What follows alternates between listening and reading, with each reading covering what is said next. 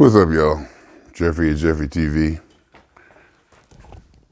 coming to you live from a remote location, coming from a basement in a remote location on a Tuesday. Did I say happy Tuesday? Today's Tuesday, ain't it? I think it's Tuesday. Today's Tuesday. It's raining outside. It's a pleasant rain, though. Don't get it wrong. It's a very pleasant rain. It's refreshing for someone who, is from California where it doesn't rain that much. It's not thunderstorms because, I don't mess with thunderstorms no more. I'm not going to tease the whole thunderstorm thing anymore after that severe one I had to drive through, and lightning and wind, 80 miles an hour wind and whatnot. And you seeing trees just fly to it was a different thing. So, I'm down here in the basement.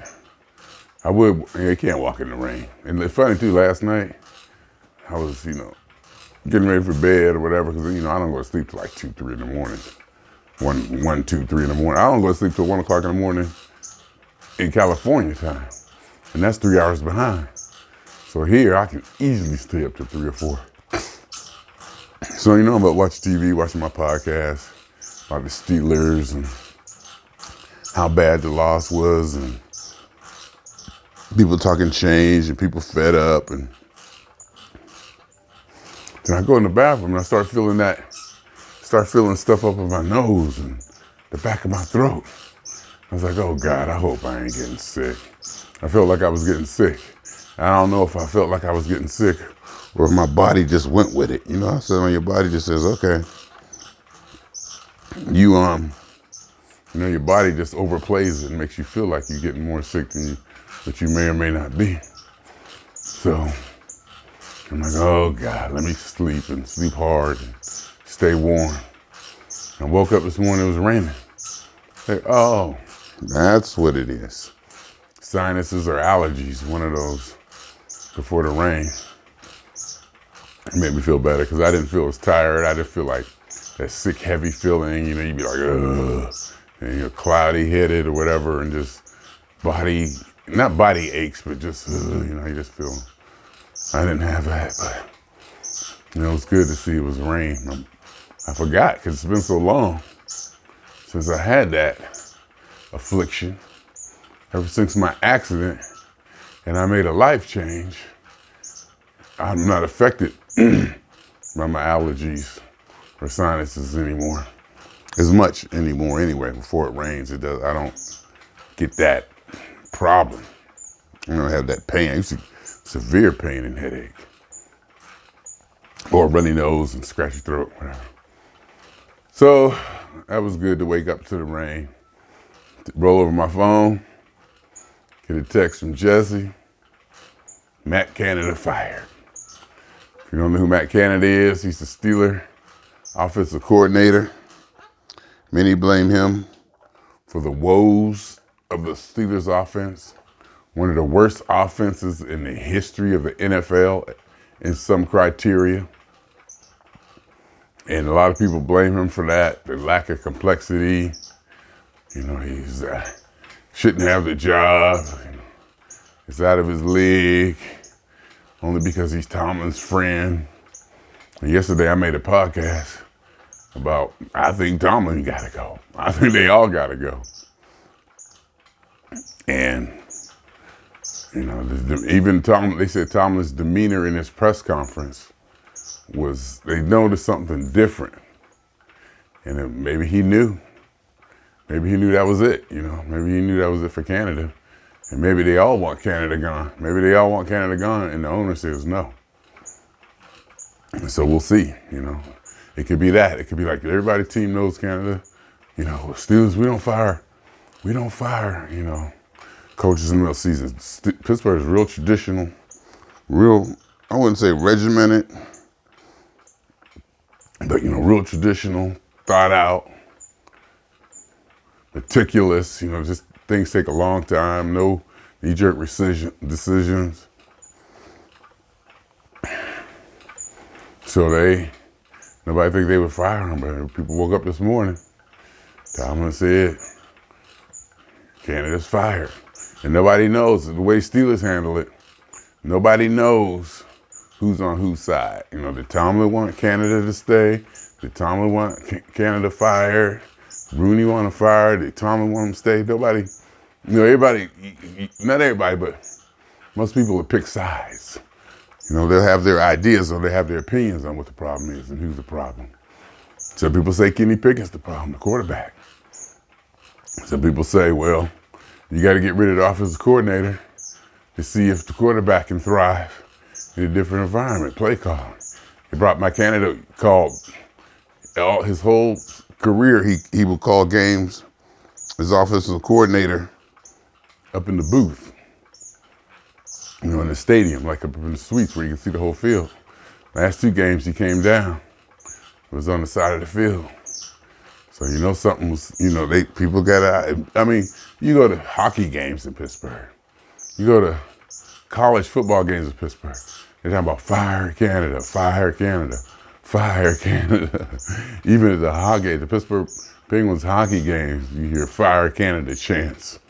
That's how we do it back here. You know, football's serious. It's sports is real. And so, you know, they let him go.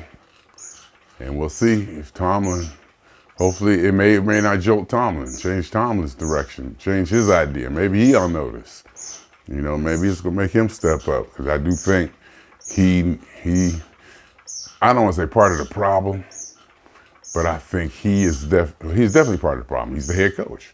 If there's a problem on the football team, the head coach is part of it. So, you know, maybe he'll step up, defense step up. Everybody's on notice now. And then the team come out, start playing some good football. We got a game coming up in Cincinnati. A game that, you know, we may or may not should win. You know, it's winnable. Definitely, you know, we have a chance to win. We should, you know, be in it. It's not like one of those games where, oh, guys, you're playing a team that's going, like Kansas City or something. You know, Philadelphia's just going to come out and smash you. You know, it's a game that we can plausibly win. So we'll see how that goes. New offensive coordinator. I mean, Kenny Pickett, I mean, he had like 106 yards passing. He had like a total of 77 yards passing. If you take out the sacks and what he threw, 70, I mean, that's terrible. That is absolutely terrible. And he's getting outplayed by rookie quarterbacks. The Browns had a rookie quarterback making his second start, and he got outplayed. He outplayed Kenny Pickett. Kenny Pickett was just making bad passes. I mean, and it wasn't, you can't blame that on Canada. You can't blame that on Canada.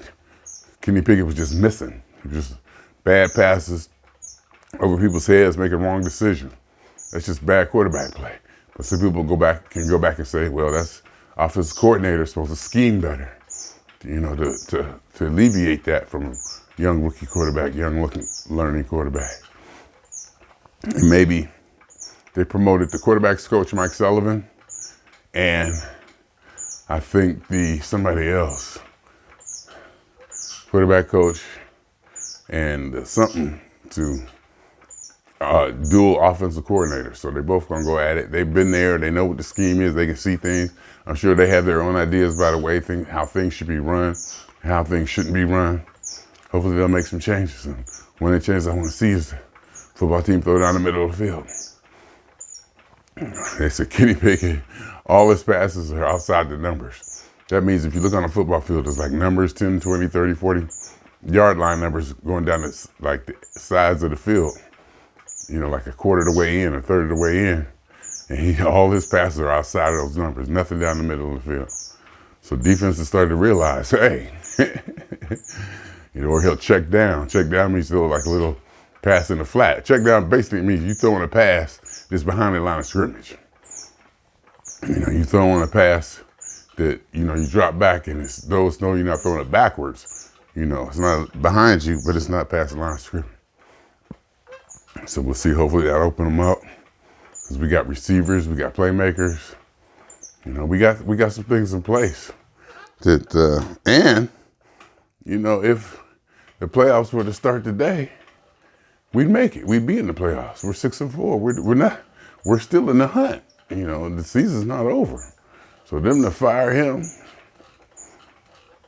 you know, with us 6-4, you know, the playoffs, like I said, the playoffs started today, we'd make it. The 16, 17 teams, we're in the top 8 or whatever. So, you know, it felt bad to lose to Cleveland like that. It looked horrible. I was there, it was just terrible. I mean, undisciplined. I mean, penalties for 12 people on the field, strategic penalties, operational penalties that had nothing to do, you can blame on anything, but coordination and communication. And they did say, though, that was the first hostile environment that Pittsburgh played at. It was the first hostile environment. Because even when they played, it even said it, they said when they played in LA, they played in Vegas, they played these other stadiums. It was damn near mostly Steeler fans there. He said, this is the first time, one of the first times that, you know, this team and Kenny Pickett actually went into an environment where the Browns fans were loud and vocal and just, it was hostile. You know, when Pittsburgh had the ball, a lot of noise, and that's to be disruptive. You can't hear play calls, you can't hear audibles, you can't hear your quarterback. And they showed out. Cleveland showed out, and it was a good time. Cleveland fans turned up. I mean, they were ready for this one. You know, they were ready. They came out and they showed out, and it was good. It was good to be, you know, respectfully the butt of everybody's joke. You know. So we'll see come Sunday against the Bengals. We'll see come Sunday what happens. It's going to be exciting. And on top of that, since I'm at this remote location, I wouldn't have been able to make it into the mandatory office day in the office back home, downtown Los Angeles. So I would have had to take a PTO day, and I didn't want to. It's like, I do not want to have to take a PTO day because I got 19 hours. After I had less than that, oh my God, I was looking and I checked. My daughter was there. I said, oh, let me check, see how much PTO I got. Because we get PTO on the days, on non-payday weeks. We get paid every other week. So our PTO drops the week when we just approve our time cards. And so I looked, because I knew I had to take one day for last Wednesday. And I think I was at 13. So I had to take a day or something. I don't know. I forget what. But I just know I got 19 hours now. I need to look and see how much PTO I get. Oh my God. This company is the best. This company is absolutely the best. I work for the best company I've ever worked for. I was telling my supervisor, my newly appointed supervisor, my previous supervisor was one of my favorite supervisors ever. And this one, the new one now, she's just as good. I don't know if she can aspire to be, to feel, because I've never been that close to my boss before, and I wasn't used to it. I've never been that close to my boss before, you know, to where we were actually, I mean, it was cool, you know. There was definitely a professional distance, you know, definitely, you know, on board business, you know, but I learned, I guess in my old age, I've learned how to manage that and be professional, but yet still be very cordial and still share and, you know, that, but maintain that respect, you know, that's still your boss, you know. So, and that was fun, you know. And she moved on and another supervisor got promoted. And she's cool too. I mean, this place is just the best. This place is just the best. And I was telling my daughter that, and I told my supervisor too, I said, this company has never made a bad decision as far as I'm concerned. As far as subjective to Jeffery, you know, to Jeffery to be subjective to what Jeffrey's needs, Jeffrey's wants, Jeffrey's desires, this company has never made a bad decision. I can't think of one in 9 years that they made that I egregiously disagreed with, where it had an impact on me to where I wished, you know.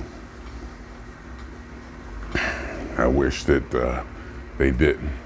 And I knew, because we were supposed to go into work tomorrow, and if we would have, I would have to take a PTO day, and I didn't want to. Not only because, I didn't have, I want to save it, but because I don't need to be having 5 days off.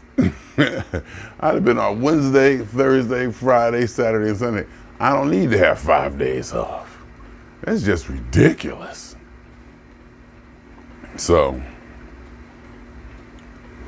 and I knew, so I knew, I didn't want to have 5 days off. So, I got the text this morning. First I get the text from Jesse, Canada fired. Oh, so I had to lay in bed for about 40 minutes, looking up, listening to podcasts, and, getting this and getting that speed up. And next thing you know, get a text from my supervisor, up. You don't have to come in the office tomorrow. So you want to retract your PTO? I say, yep, so I get to work. It's a nice rainy fall day here. I'm getting my steps, my weight is up. My weight is up, and deservedly so.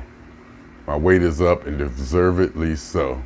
I am out of my element on purpose, and I'm eating like it, and I can't complain because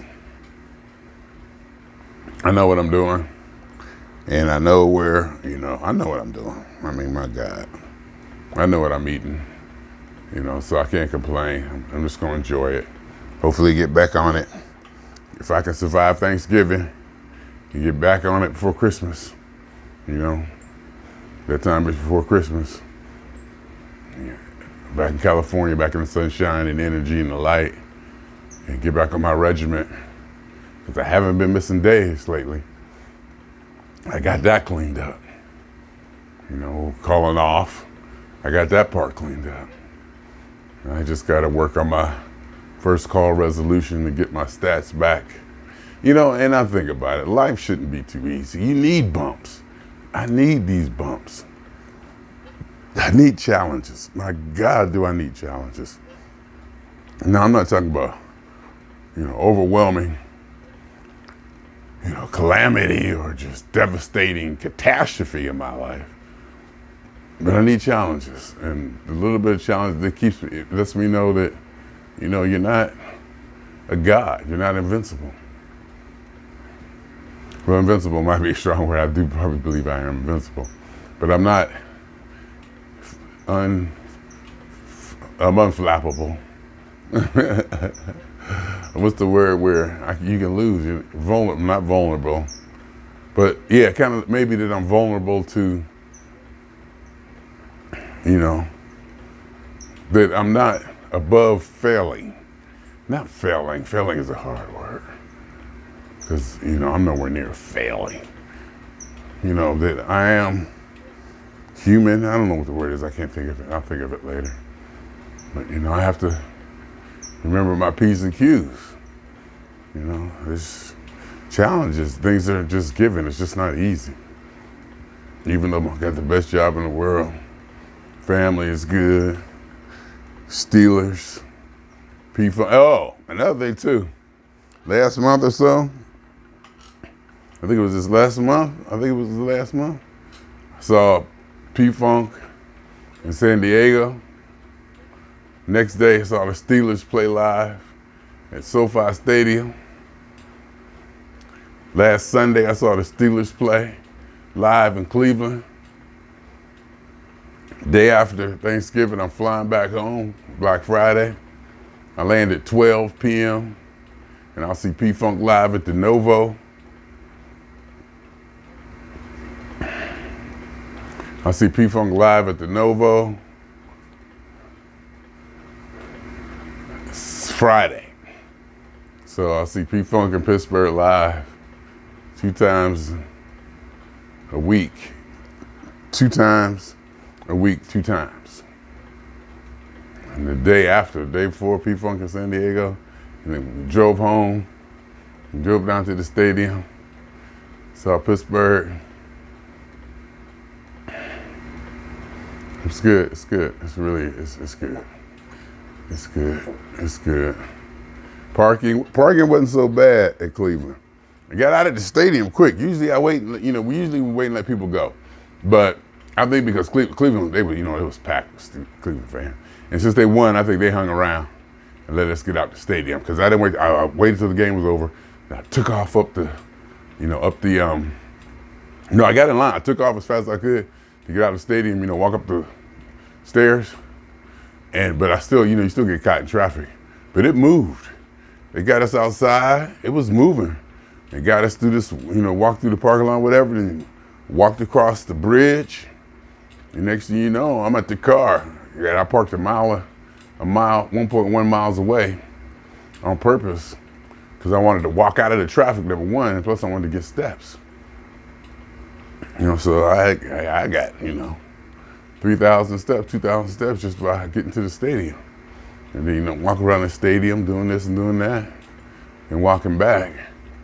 I think I had 10,000 steps during the game. I had already got my 10,000 steps in during the game. And still had like a mile to walk. And was feeling pretty good. Wasn't feeling bad. I still had energy. I was still moving. Them Browns fans was giving it to me. You ain't George Clinton. Singing that P-Funk on my back. That's the fake George Clinton.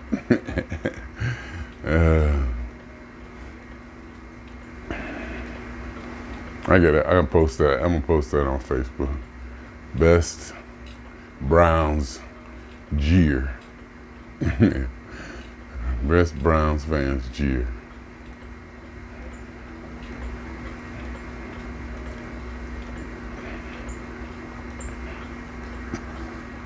So, and I got a ticket. I'm gonna post a ticket. And I lost money. I think I paid $113 for that ticket, $28 a ticket.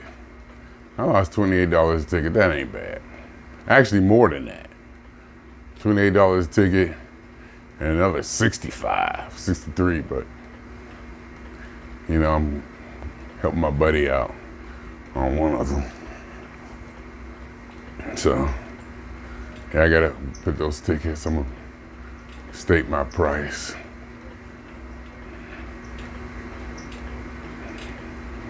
Let them know. I got a pit ticket. There's a difference between a pit ticket, I think, and a general admission ticket. So you gotta be careful. These are pit tickets. I'm gonna put those up now.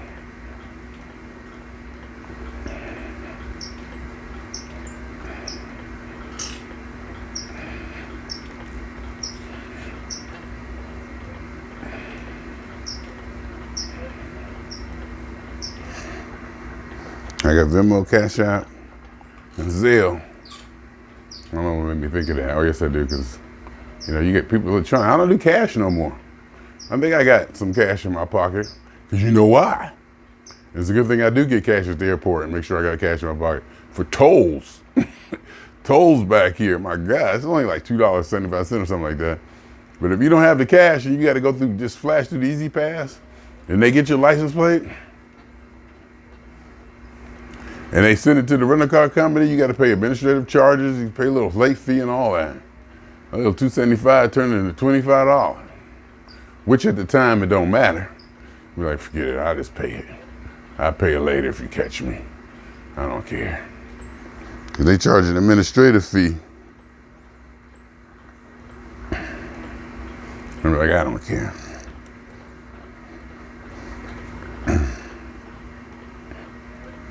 Been on this thing for 23 minutes. I'm not going the hardest, that's for sure. I'm like usually I can get the thing up to 6, 7, 8. 6. See, right now I'm at 6.6. I'm getting 6 miles per hour. You can see my legs going back farther. The swing is wider. And then I'll walk around the basement just to change it up. It's kind of hard to be on this, for so long. The muscles, you want to change up the muscles uses. But I think when I'm doing this, I think the arms, my arms are getting a little bit of, at least calisthenic, if not weight training, a little bit of, I thought I was feeling something in my arms. It looked kind of, I don't want to say I look buff, but I said in another video, I ain't mad at my body shape, even though I'm gaining. And I got on the scale last night, it said 205 something. But then I had 8 yesterday. I was like, I just ate yesterday. I had breakfast. I had a big lunch, big obnoxious lunch with like burnt ends. One of those frozen burnt end meals that's 73%, each serving is 73% of your daily sodium, recommended sodium. And I had chicken wings. Then after work, I had 3 pieces of pizza. It was so good. Wedgewood pizza, left over, because they made our first pizza wrong. So they said we can have it. So she brought on 2 pizzas.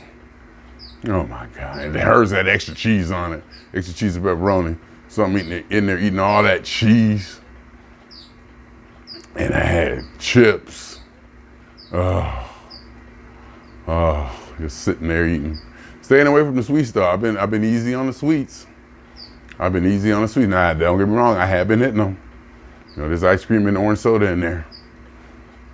And I got my oatmeal cookies, my Little Debbie's oatmeal cookies, and I got some frosted fudge brownies. You know, with the white frosting on top, brownies like that. And I got some circus peanuts. And I got some zero candy bars that I saw from Walmart.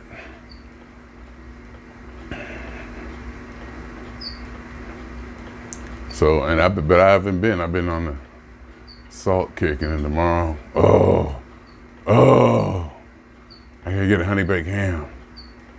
I gotta get a ham. I'm gonna do that.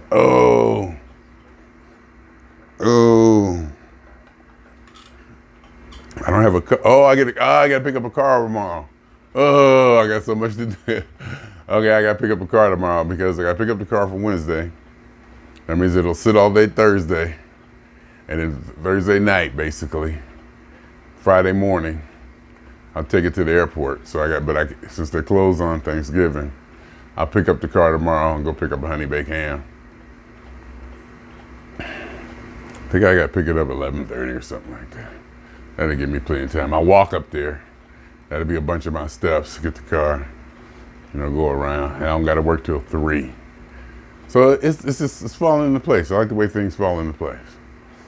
Things fall into place for me.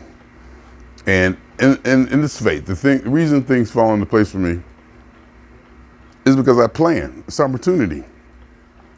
Luck is being prepared for the opportunity. Luck is being prepared for the opportunities that may arise. Being in position, having the, stuff there to take advantage of the happiness or this or that comes with, opportunity that may come up. Certain situations will benefit you if you have the right frame of mind, number one. Well, that might be a little sensationalized, drastic to put it. Just having your resources in place and able to accept opportunities that come, take advantage of opportunities. Literally exploit and take advantage of opportunities to, benefit or add to your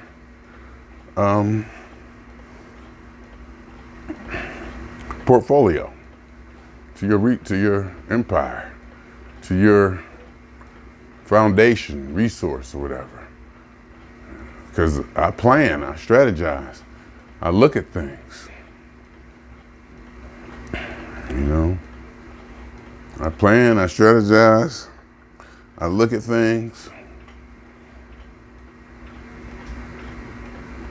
and I prepare myself for any opportunity that I can take advantage of, literally take advantage of.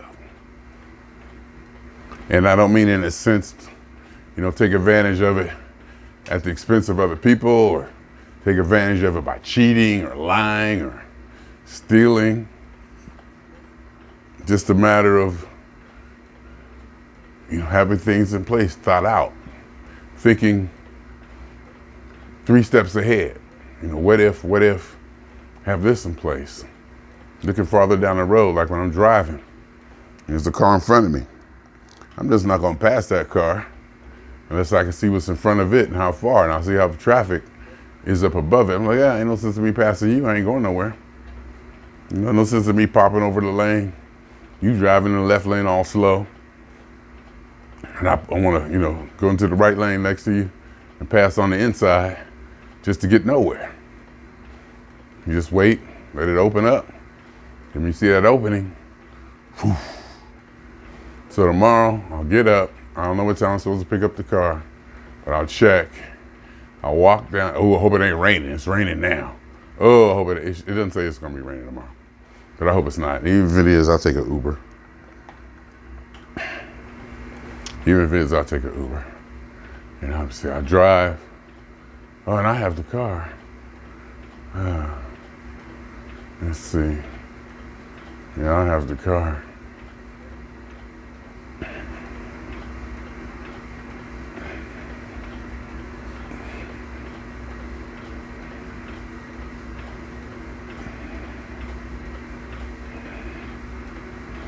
Yeah, I have the car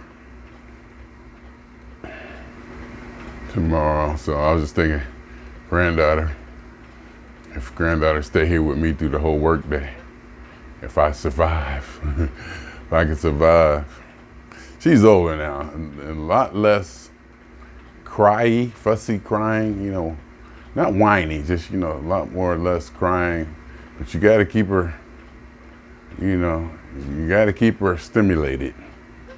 And that's the thing, you gotta keep her stimulated. You gotta give her something to do. She turn into a terrorist when she get bored. Starts getting violent even. She gets bored. I gotta give her something. Figure out something. If she was to stay with me. And I'm on the phone working, Put on Cocoa Melon only lasts for so many hours. She ain't gonna sleep. She'll start terrorizing Kari. But we'll see. Let's see how that goes. Just did 32 minutes on this thing. Not at my fastest pace. Let's be honest. Not at my fastest pace. I mean, I'm not going hard, no doubt. In fact, this thing says 2.4. That means I'm barely doing anything. I'm usually at 4.8, double that, But I'm working up a sweat. And I'll be back on it for another hour doing work, during my 15-minute break, 2 15-minute breaks and a half-hour lunch. See, right now it says 2.3, 2.7, 3.4.